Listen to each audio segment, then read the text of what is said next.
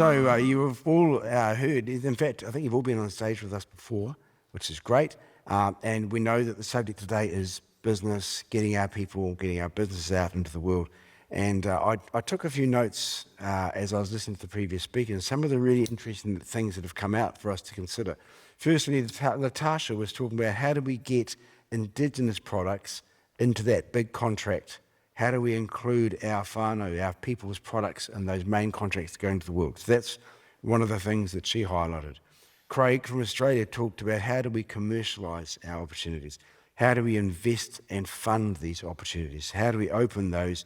And how do we build on those strengths? Now, as we know, Indigenous businesses has different strengths. Then we had Teresa and the concept of redlining. Let's hope we don't go there again.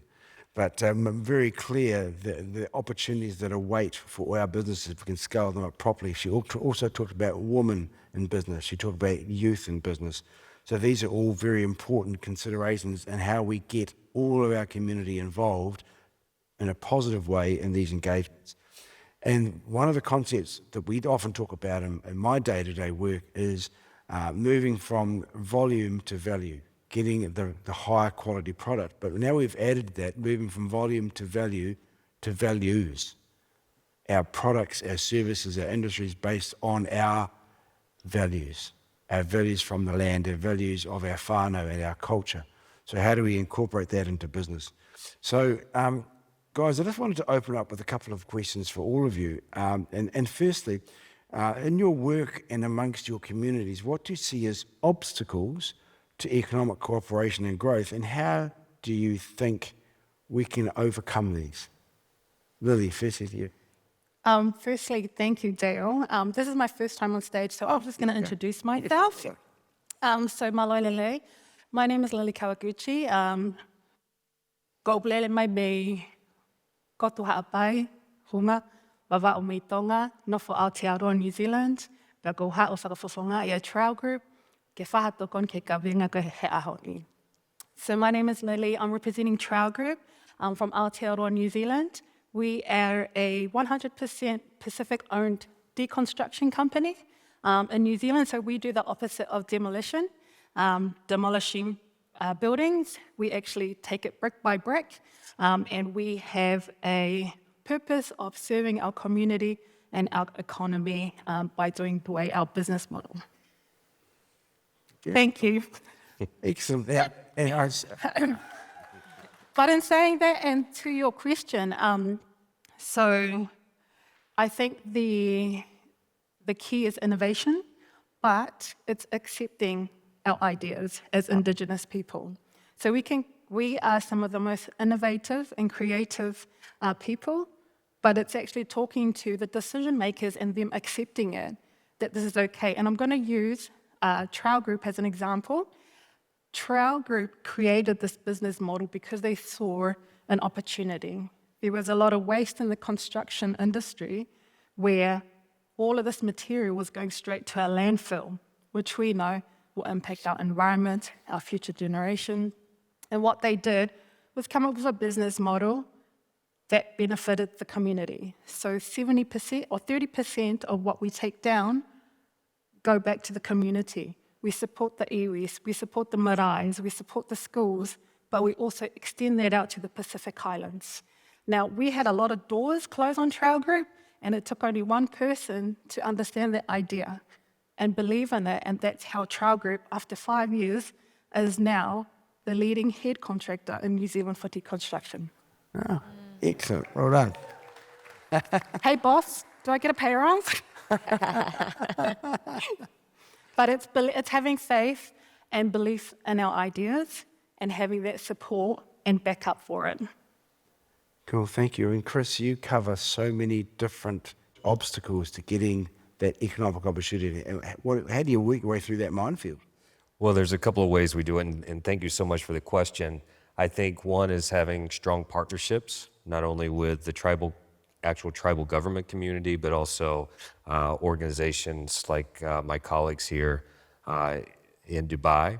I think also providing a gathering place. We put on a annual event called the Reservation Economic Summit where we attract about 3,000 attendees from around the United States, Canada, and we have had a delegation from New Zealand as well attend the conference. So being able to have that gathering of ideas and a place to share best practices, as well as learn, have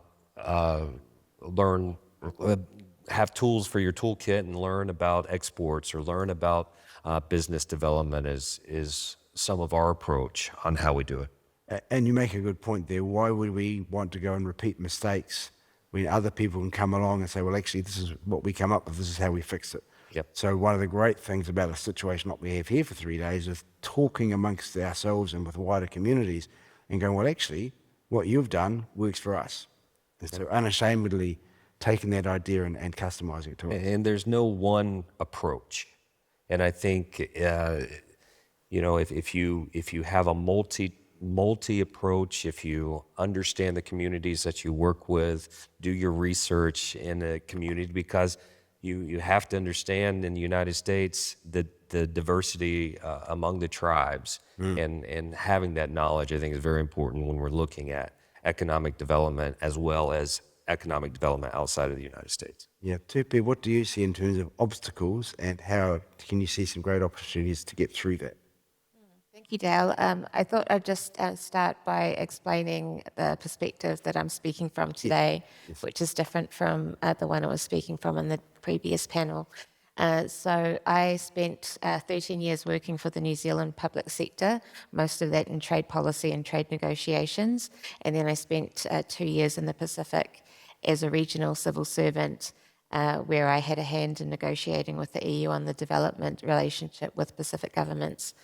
So in terms of the barriers for our people in international trade, I think there are both formal barriers and informal barriers. So the formal things are, you know, things like tariffs on products, sanitary and phytosanitary restrictions, the absence of export protocols to allow certain products into different countries. I've talked with companies in the Pacific who have had trouble gaining the certification to, get their hand creams and beauty products into different markets because the certification, the cost of that certification is prohibitive. So there are those sorts of formal barriers which can be addressed through bilateral or regional agreements, through free trade negotiations, through economic cooperation agreements. But then there are also a set of informal obstacles, which I think are more subtle and more difficult to address. So the expectations of what we are capable of doing and capable of producing, and then those internalized assumptions where we don't put ourselves forward for those opportunities because we buy into those incorrect assumptions about ourselves. You've just brought up a very interesting point that I'll segue into, and that is that oftentimes Indigenous companies are innovating with natural products that when you go to export them, our regulators don't understand what the intent is with this new product. And so there's a classic couple of examples where products are being exported from New Zealand as cosmetics because the intent of the product is not understood as a health product.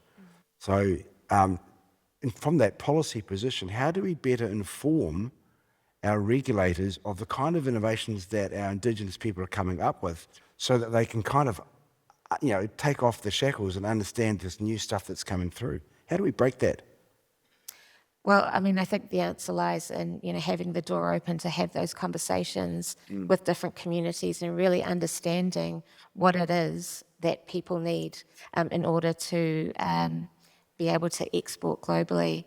I think the important thing is to meet people where they are and not expect that different communities will know that they can come knocking on the door of NZT or other, regulators. We've got to go out there and let them know that help is available. Yeah, it's a good point. Hey, Chris, when we talk about Indigenous to Indigenous, what do you see on that global scale? What does that look like as an opportunity for our startup companies, wherever they are in the world, who are looking at getting out into the marketplace? How do you see Indigenous helping them? That's a great question, and I think creating these partnerships, like we've started the discussion already, is so important. One of the things my organization, the National Center for American Indian Enterprise Development, has done is we are one of the only four minority business development agencies, export centers in the United States. So we've created a platform so that we can support indigenous to indigenous trade.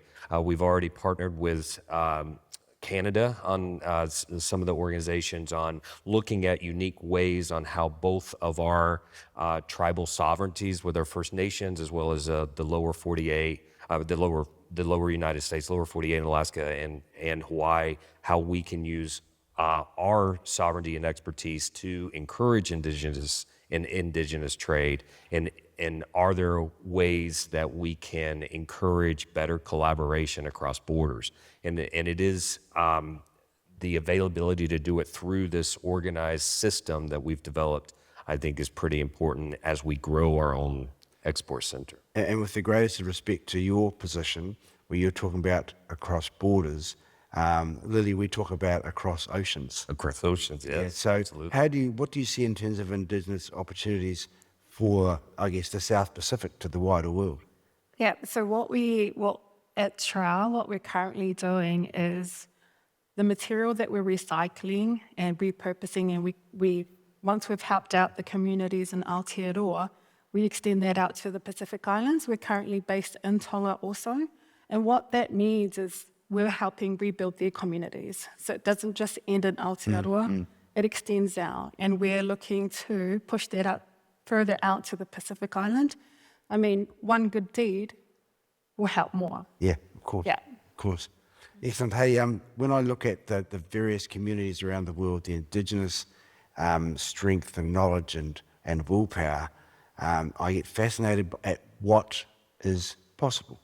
So from each of you, what do you think would be a hero product or a service or a new tool or something that you would see would be a really great opportunity for our Indigenous people? What would that look like going forward? Yeah. Chris, yeah? So there's so many innovative opportunities going on right now, development of our own products around our cultural and value systems.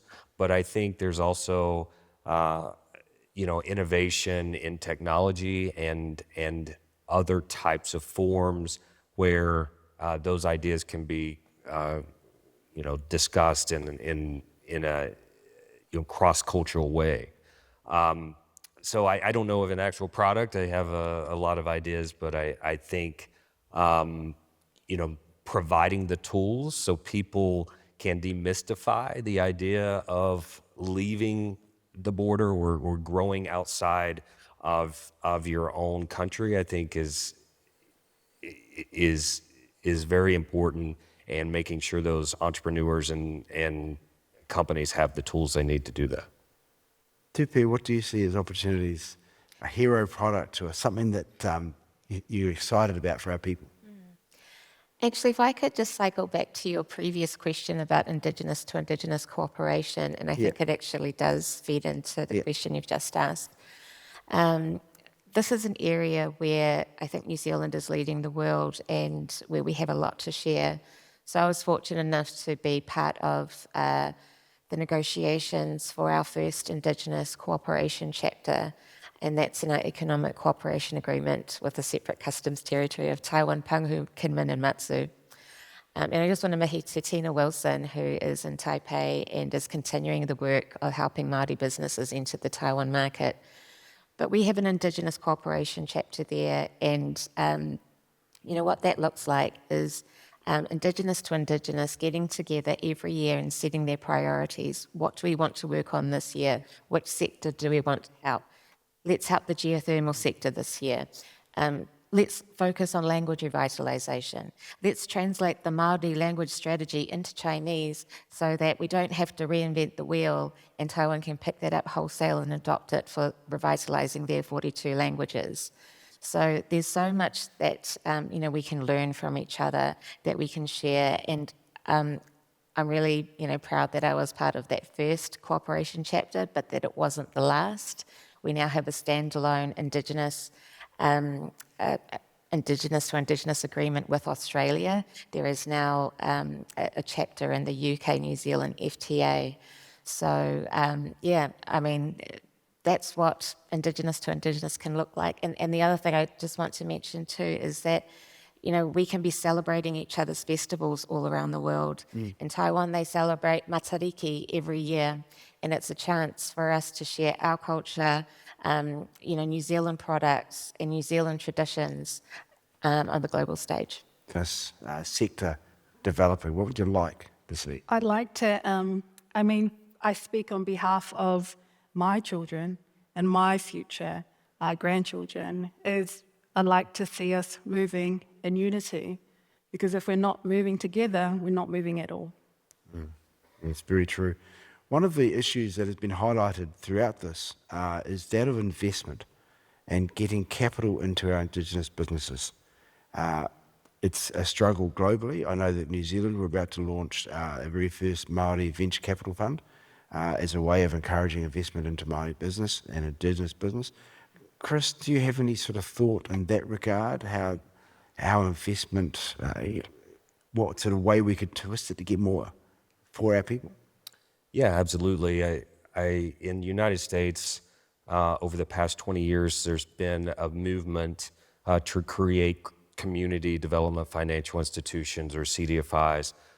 Some of those CDFIs are funded through the federal government, through various programs, revolving loan fund, I think very similar to the program that you mentioned in New Zealand.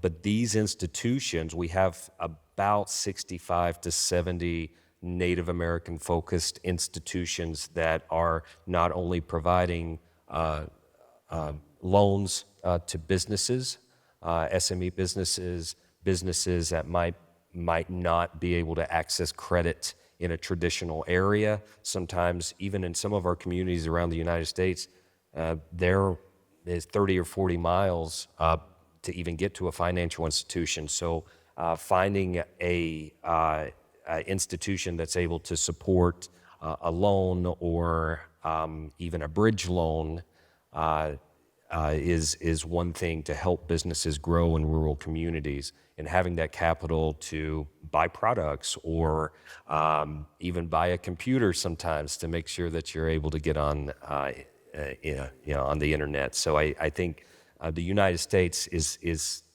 our tribes are developing these institutions from a grass level, and it does provide capital. Of course, we have a long ways to go, but we are beginning to see more capital for our small businesses that might not be able to get capital elsewhere. Right, Tupi, do you see the same sort of situation in New Zealand for our startups in getting capital into our businesses?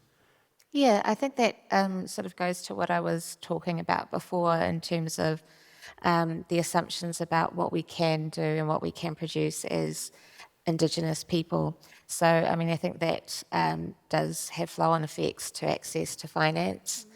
In terms of what you're talking about, startup funds, I think that's an awesome idea, and I think wouldn't it be great if we could get Indigenous people sharing capital and investing in a third, Indigenous people somewhere else in the world. Yeah, I've had a number of discussions with government officials of recent times, and they've talked about the fact that they would like to see Indigenous businesses succeeding commercially anywhere, not just with other Indigenous businesses. But to me, it's a matter of scale and a matter of opportunity. And you've just highlighted a very interesting point, that Indigenous businesses can help each other to get that raise.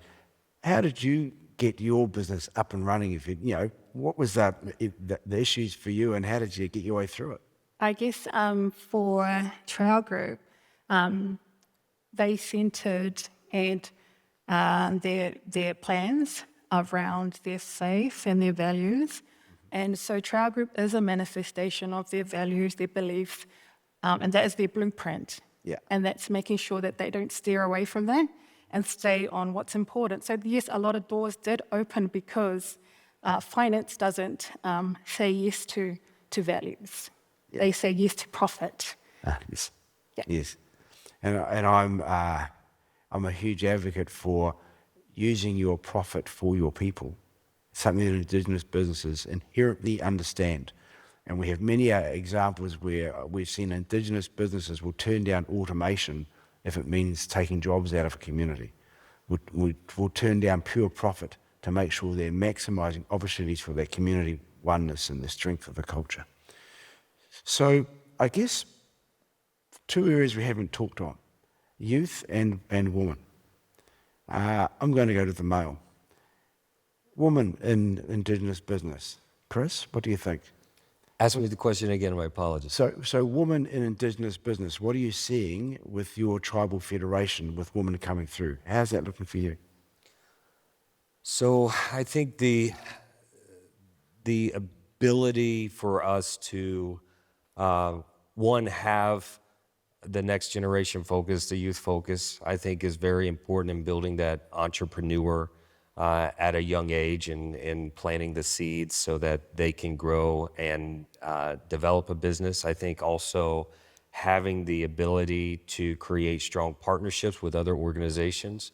I had a great conversation with the Intertribal Agriculture Council folks here last night, and how we can possibly combine our resources to support our businesses that we both work with together. So having those type of partnerships, I think, is important to not only foster new growth, new opportunities, but also to continue building businesses that we both share and that we're both working on to support opportunities. Tupe, before Teresa talked about and highlighted, a woman can do anything in any sector. What do you see as the future for women in business and Indigenous business? How do you see that playing out?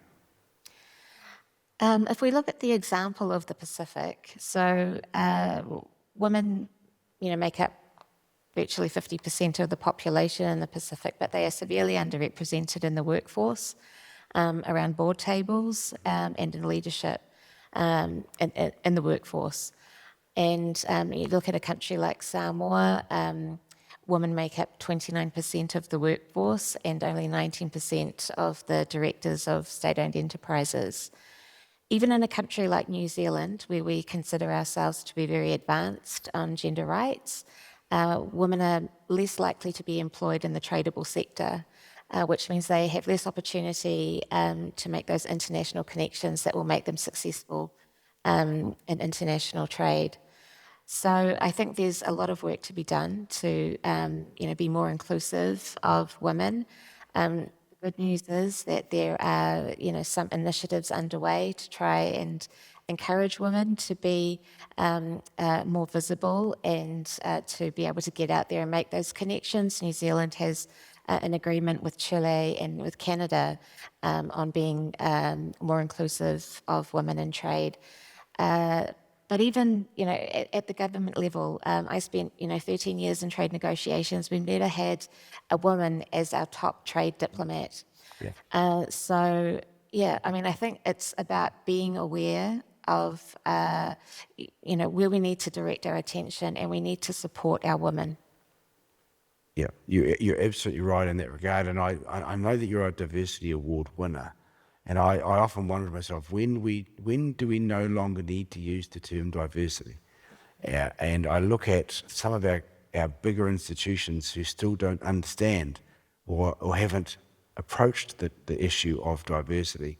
Do you think that is a catalyst for more women to go out on their own into business because of the bigger bureaucracies and that lack of diversity? I mean, absolutely. I think if you don't see opportunities for yourself within a big organisation or a formal, structure, then go out there and show them what you're capable of. Yeah. Yeah. Yeah. Yeah, I mean, just on, that question of yours about, I think, we've run out of time, but we'll no longer need to use the term diversity when we have a society that is more diverse and more inclusive of every group in society. Yeah, and Lily, turning to you, talking about youth, getting more youth involved, getting them inspired by business, inspired by working with their culture, with their people, and with other cultures. Do you have some ideas about how we could bring our youth through with that kind of energy and enthusiasm for it? Yeah, that's a really good question, Dale. Did you ask me because I look youthful or to address the youth? You always look. You all do. I'm actually quite passionate about youth, and at TROW Group we've created a program off the back of our commercial contracts called the Open Classroom. And what that does, it allows our high-risk youth who have fallen through the cracks of the education system, that there is no place for them. They don't want to be a lawyer. They don't want to be the next, whatever there is out there, this doctor. But they have creativity inside them, but they don't know how to bring that out. So what we've done is we've created a program to encourage them to come, even though we are in the construction industry, is to create a pathway for them to reignite that fire, to find out what is it that you actually want to do. And it doesn't have to end there. I think our youth just need to know that their voices are being heard, that you have to work with and invite them to the table. We talk about inviting, having a seat at the table, but our youth need to have that seat at the table so that they're able to speak on their behalf. Yeah, and look, more important than that is actually getting youth into governance. Correct. Because youth in governance brings fresh ideas, a different worldview. I have to say, I believe there's a higher social conscience with our youth coming through that some of our more traditional governors could learn from. And I think that's a real opportunity for us going forward. Look, it's a really complex subject. It's a really huge opportunity for our people to get involved in business, to be brave and creative with our indigeneity, with our Indigenous cousins around the world. There's a bright future. I'm not going to speak for all governments, but I know that we have government representatives here and online who are fully supportive of powering up our Indigenous economies around the world. Thank you so much for your time, and we look forward to seeing you after this. Kia ora. Thank you, ladies and gentlemen.